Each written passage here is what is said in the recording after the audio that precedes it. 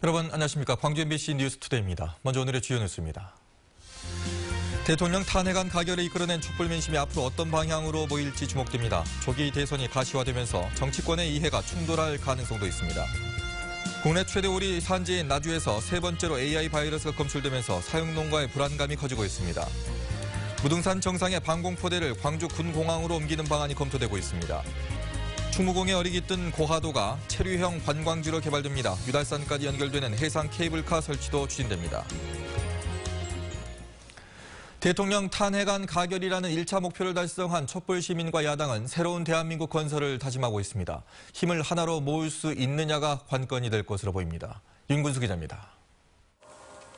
대통령 탄핵안을 통과시키고 국립 5.18 묘지를 찾은 지역 국회의원들은 국민의 명령을 국회가 완수한 것이라고 평가했습니다. 5.18... 앞으로는 새로운 대한민국 건설을 위해서 매진하겠다는 다짐도 내놨습니다. 12월 9일을 기점으로 해서 대한민국은 시대교체, 정치교체가 이루어질 것이라는 그런 확신을 갖고 있습니다.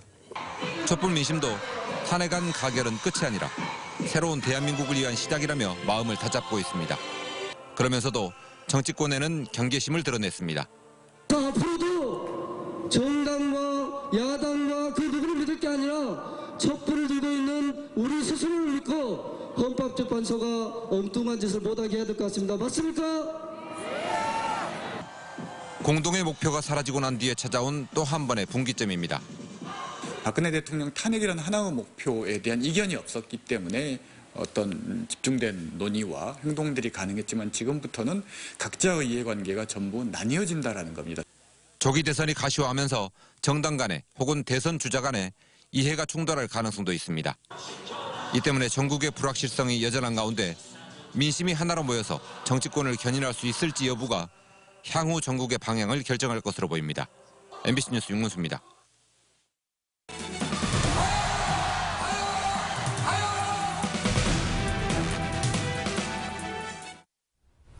박근혜 대통령 탄핵안 가결을 이끌어낸 것은 국민들의 힘이었습니다. 특히 촛불 민심의 역할이 컸는데요. 그동안 광주에서 촛불 집회를 주도해온 박근혜 퇴진 광주시민운동본부의 은우군 공동대표가 스튜디오에 나와 있습니다. 안녕하십니까? 네, 안녕하세요. 네. 지난 주말에도 촛불 집회가 있었습니다. 네. 탄핵 가결 이후에 촛불 집회였기 때문에 분위기가 궁금했습니다. 어떻습니까? 네. 금요일 날은 이제 시민들께서 가정이나 직장에서 이제 TV를 지켜보면서 탄핵 가결한 후에 아마 자축하시느라고 많이 나오지는 않으셨고요. 토요일 날은 이제 날도 추웠고 또 탄핵 가결 직후라서 시민들도 많이 지쳐 계시기 때문에 네. 얼마나 나오실지 궁금했는데 토요일 날도 아주 굉장히 많이 나오셨어요. 네. 그래서 그렇게 많이 나오셔서 광장에서도 거의 뭐 3시간 가까이 그 이상 또 계셨던 것은 헌재 이제 심판이 남아있기 때문에 헌재에서 그 심판이 시민들이 바라는 대로 꼭 이루어지길 바라는 그런 간절한 마음이 모였다고 그렇게 생각을 했습니다. 네. 헌재의 판단은 길면 180일 정도라고 말하지 않습니까? 네. 근데 이 상황에서는 180일까지 가면은 좀 그렇지 않나라는 생각도 드는데요. 그렇죠. 뭐 아시다시피 국민 대다수가 헌재 판결이 국민 모두가 바라는 대로 이제 이루어지길 바라고 또 그렇게 될 거라고 봅니다만은 이제 문제는 그 시기라고 봅니다. 네. 그래서 그렇게 빨리 좀 이루어져야 정치 일정이 이제 국민들이 원하는 대로 그 좀 단축되고 개혁이 이루어질 거라고 보고 또 만약에 이제 그렇게 될 거라고 보지만 그렇게 되지 않는다면 이제 사법체계 전체에 대한 엄청난 국민의 분노가 일 것이고, 그러게 되겠지만은 사실은 이제 그 낙관하기는 어렵다고 봅니다. 네. 네, 열심히 이제 모여서 네. 외쳐야죠. 네. 자, 7차까지 촛불이 왔습니다. 네. 자, 이제 촛불은 앞으로 어떻게 가야 될지에 대해서도 고민이 많은데요. 어떻습니까? 네. 지금 이제 촛불혁명 단계로 이렇게 발전하고 있는 그런 상황이라고 보거든요. 저는 이 지금 이러한 촛불혁명의 단계를 1단계, 2단계, 3단계로 구분을 해봤어요. 네. 이제 1단계는 지금 국회 탄핵, 그리고 그 헌재 심판, 이런 것을, 그리고 이제 또 특검 수사를 통해서 이런 부패 박 대통령을 포함해서 부패 특권 세력을 철저하게 그 죄상을 밝히고 처벌하는 것이라고 보고요. 네. 그리고 이제 2단계는 민주정부를 구성하는 거죠. 그래서 이명박 박근혜 정부 기간 동안에 파괴돼버린 민주주의를 다시 그 복구하는 거. 그리고 이제 잘못 만들어진 그 또 파괴돼버린 민주주의적 장치라든가 제도라든가 이런 것들을 원상 회복시키고 네. 그리고 이제 3단계의 전면적인 어떤 사회개혁으로 나아가는 그런 조건을 2단계에서 만들어내야 된다고 봅니다. 네. 그래서 이제 3단계는 이제 근본적인 법적, 정치적, 어떤 사회적 개혁을 이루기 위해서 우리가 모두 힘을 합해야 된다고 봅니다. 네. 자, 박근혜 대통령 권한이 정지가 됐습니다. 이제 황교안 국무총리 대행체제로 가고 있는데 네. 일각에서는 부정적인 시각도 많거든요. 이 황교안 국무총리는 어떤 역할을 해야 된다고 보시는 겁니까? 사실은 이제 황교안 총리가 아시다시피 박근혜 대통령의 이런 잘못된 정치와 정책과 제도에 대해서 단 한 번도 그걸 비판하거나 문제 제기를 한 적이 없는 분이에요. 그래서 박근혜 대통령이 탄핵될 때 황교안 총리도 사실 염치가 있다면 같이 물러나야 된다고 봐요. 그래서 앞으로도 이제 황교안 총리가 정말 좋은 총리를 야당과의 합의하에 그리고 국민의 여망에 따라서 추천을 하고 네. 고국 중립 내각을 구성한 다음에 물러나게 된다면 네. 정말 촛불혁명에 기여한 공로로 평가를 받을 수 있다고 생각합니다. 자리를 지키는 것은 의미가 없다는 얘기시군요. 그렇죠. 네. 네. 자, 운동본부는 앞으로 구체적인 활동 어떻게 계획하고 계십니까? 운동본부는 일단은 다음 주에 저희가 이제 운동본부 내에 여러 가지 다양한 영역과 분야에서 참여를 하고 있기 때문에 앞으로 촛불운동의 과제라든가 전망이라든가 그리고 지금까지 시민들께서 이제 말씀하신 다양한 의견들 이런 것들을 종합해서 분석을 하고 네. 그를 위해서 이제 1차 워크숍을 한번 갖고요. 내부 워크숍을 갖고 그리고 이제 연말이 오기 전에 연말이 완전히 지나기 전에 시민 대토론회를 한번 가질까 생각하고 있습니다. 그래서 네. 앞으로 개혁 과제 그리고 만민공동에 나왔던 다양한 의견들을 좀 가닥을 지어보고 그것들을 모아서 어떻게 전국적으로 새로운 어떤 운동을 펼쳐나갈 것인가 라는 것을 시민들과 함께 국리를 해보고자 합니다. 네, 이제는 시민과 국민의 힘이 정치에 바로 투영이 되는 그런 사회가 되지 않나라는 생각이 듭니다. 네, 그렇습니다. 오늘 나와주셔서 고맙습니다. 네, 고맙습니다. 주말엔 아침 기온이 영하로 떨어지면서 꽤 추웠는데요. 한 주의 시작인 오늘은 비교적 포근할 것으로 예상됩니다. 현재 광주가 2.2도를 보이고 있고요. 낮 기온은 12도까지 오르면서 어제보다 3도가량 높겠습니다. 내일도 아침 기온 6도, 낮 기온 11도로 온화한 날씨가 계속되겠습니다. 다만 모레부터는 기온이 급격하게 떨어지면서 올겨울 들어 가장 추운 날씨가 시작되겠습니다. 찬바람도 강하게 불 것으로 예상되니까 추위 대비 든든히 하시기 바랍니다.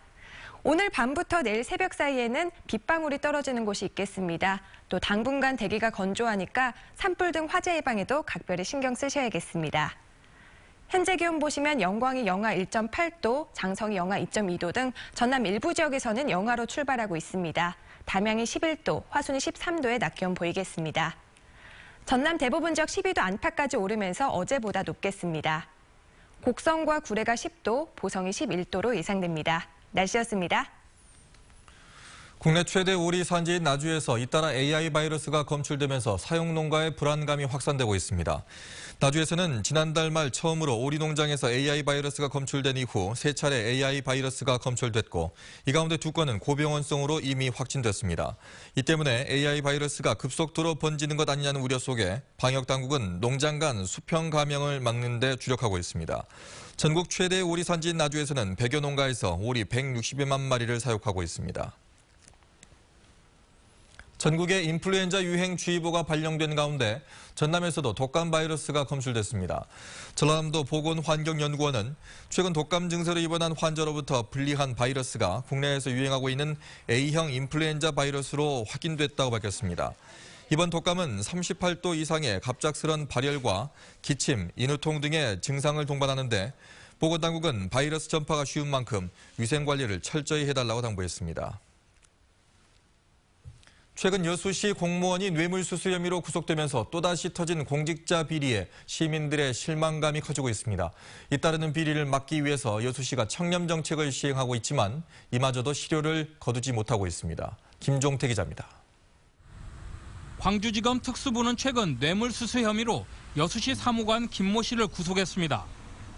과거 회계과에 근무할 당시 공사 수집 편의를 대가로 1,000만 원을 받은 혐의를 받고 있습니다. 민선 5기 80억 공금 횡령 사건으로 청렴 이미지에 큰 상처를 입은 여수시는 민선 6기 들어서도 공직자들의 비리가 끊이지 않고 있습니다. 올해 초 공무원이 유흥업소에서 성매수 혐의를 받아 말썽을 빚었는가 하면 술에 취한 8급 직원도 여중생을 성희롱해 경찰 조사를 받았습니다. 공무원들의 음주운전 행위도 근절되지 않고 있습니다. 만취 상태로 운전을 하다 주차된 차량이나 시설물을 들이받고 경찰에 붙잡히는 경우가 잇따르고 있습니다. 공무원들의 연이은 비리로 공직사회를 바라보는 시민들의 시선이 곱지 않습니다. 여수시장이 직접 나서 시행하고 있는 고강도의 청렴 시책도 근본적인 비리 척결에는 별다른 효과가 없어 보입니다. 이제라도 청렴도를 높이기 위해 실행 가능한 정책과 장기 시책을 분류해 세심하게 추진해야 한다는 목소리가 높습니다. 가장 먼저 급선무는 공무원들의 스스로 자정 능력을 갖추는 게 가장 필요하죠. 지금 현재 주철인 시장님이 청렴 시책을 잘 이행을 하고 있다고 하는데 그 또한 투명하게 공개가 돼서 시민들이 그걸 알 수 있게 해서 음주운전에 성범죄, 뇌물수수까지 공직기강 해이가 도를 넘고 있는 여수시. 공무원들의 비리 행위가 자칫 행정의 불신으로까지 이어지지 않을까 우려하는 목소리가 커지고 있습니다. MBC 뉴스 김종태입니다.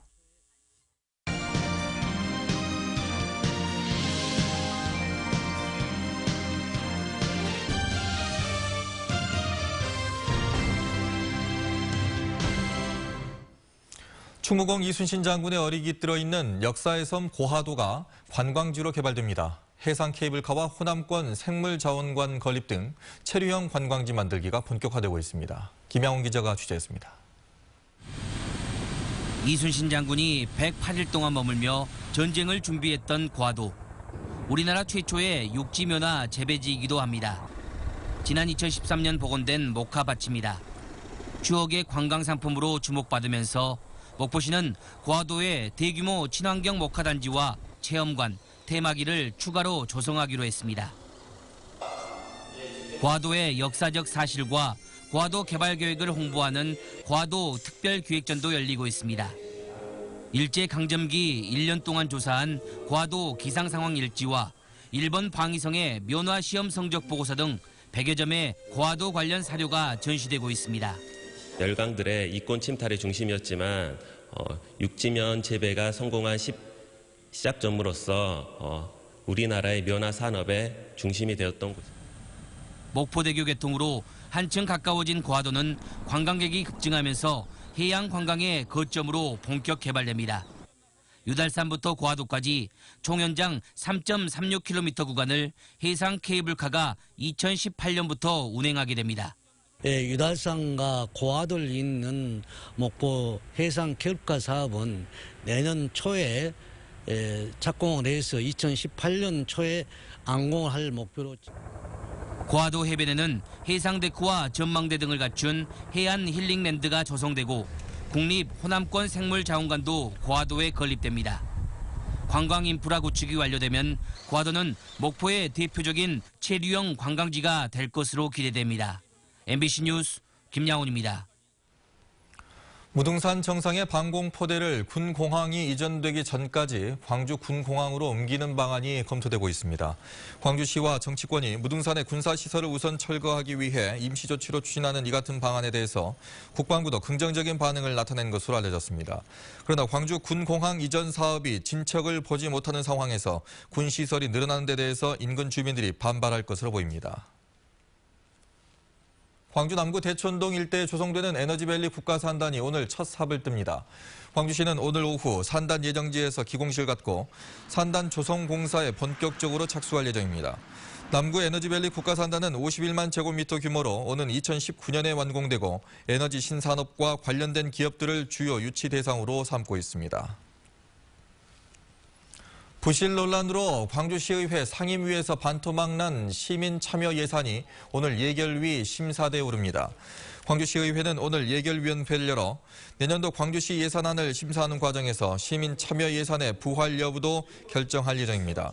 내년 예산안에 편성된 시민 참여 예산은 55개 사업에 110억 원 규모지만 사업의 구체성이 떨어지고 선심성이라는 이유 등으로 상임위 심사 과정에서 절반이 넘는 56억 원이 삭감됐습니다.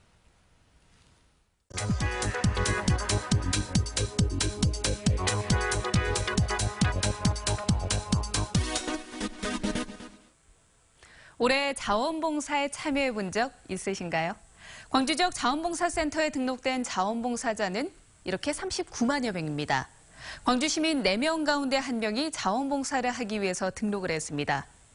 이 가운데 실제로 자원봉사 활동을 한 시민은 12만 2천여 명으로요. 전체 등록 인원 중에서 32%를 차지했습니다.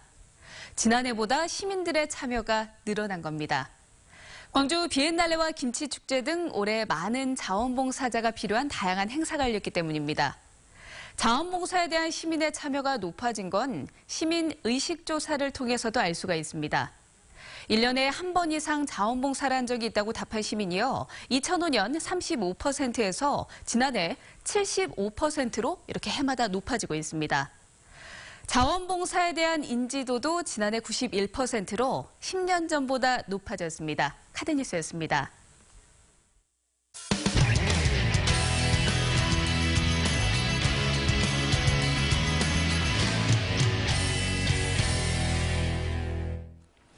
지리산 자락의 대표적 특산물인 함양 곶감이 첫 선을 보였습니다. 올해는 감 작황도 괜찮았고 말리는 동안 기상 조건도 알맞아서 품질이 좋다고 합니다. 송민화 기자입니다. 경매사와 중매인들의 흥정이 장내를 떠들썩하게 채웁니다. 지리산 자락에서 올해 수확한 감으로 만든 곶감을 처음 거래하는 자리입니다. 임금이 즐겨 먹었다던 고종씨, 큼지막한 대봉 곶감, 작지만 알찬 반씨까지 일품 곶감들이 즐비합니다. 특히 올해는 새롭게 단장한 경매장에서 지난해보다 1,500점 늘어난 3,500여 점의 곶감을 선보였습니다. 감 말리기에 좋았던 날씨 덕에 올해 곶감은 맛도 좋고 모양도 좋다고 농민들은 자랑합니다. 올해는 생산을 많이 해서 좋은 제품을 생산해서 맛있는 곶감 만들고 해서 지난해 못 버는 걸 올해 만회를 했으면 좋겠습니다. 이번 겨울 경매를 통한 함양 곶감 매출 목표치는 30억 원. 이상 기후로 망쳤던 작년보다 50% 늘려잡았습니다. 함양군도 겨울철 농가소득원인 곶감 매출을 늘리기 위해 애쓰고 있습니다. 이 소비자와 생산자가 직거래할 수 있는 이 소중한 직거래 장터를 만들었습니다. 저희 함양 국민들 곶감 농가들은 최고의 곶감을 생산해서 함양 곶감 경매는 매주 월요일과 목요일 2차례씩 내년 1월 중순까지 열립니다. MBC 뉴스 송민아입니다. 다음은 희망 2017 나눔 캠페인에 성금을 보내주신 분들입니다. 광주 서구 금호2동 김밥나라 조규성 대표가 100만 원, 금호2동 대주떡집 임종숙 대표 50만 원, 로렌시 아파트 주민이 47만 원, 광주 북구 문흥이동 대주 3차 주민이 30만 원, 전남 나주시 공산면 가송 1구 주민이 10만 1,000원, 공산면 가송 3구 주민이 6만 원, 금곡 1구 주민이 12만 7천 원, 금곡 3구 주민이 11만 2천 원, 화성 1구 주민이 13만 원, 중포 1구 주민이 17만 5천 원을 보내주셨습니다. 공산면 동촌 1구 주민이 8만 6천 원, 복용 1구 주민이 9만 원, 상방 2구 주민이 15만 7천 원, 남창 2구 주민이 20만 원, 남창 3구 주민이 10만 1천 원을 보내주셨고 반남면 월현마을 주민이 13만 원, 구영마을 주민이 10만 1천 원, 전남 화순군 춘향면 회송 2구 이채동 씨가 20만 원을 보내주셨고 산간이 주민이 23만 원, 신율 2구 주민이 12만 5천 원을 보내주셨습니다. 동북면 안성 2구 주민이 19만 2천 원, 영평 2구 주민 9만 원, 야사 4구 주민이 13만 2천 원, 창랑리 주민이 13만 원, OK 사슴목장 김영래 씨가 10만 원을 보내주셨습니다. 도곡면 쌍옥 2구 주민이 30만 원, 신덕 2구 주민이 20만 원, 천암리 주민이 80만 원, 전남 구례군 산동면 사포마을 주민이 30만 원, 전남 곡성군 견면 초곡마을 주민이 10만 원을 보내주셨습니다. 성금을 보내주신 분들께 감사드립니다.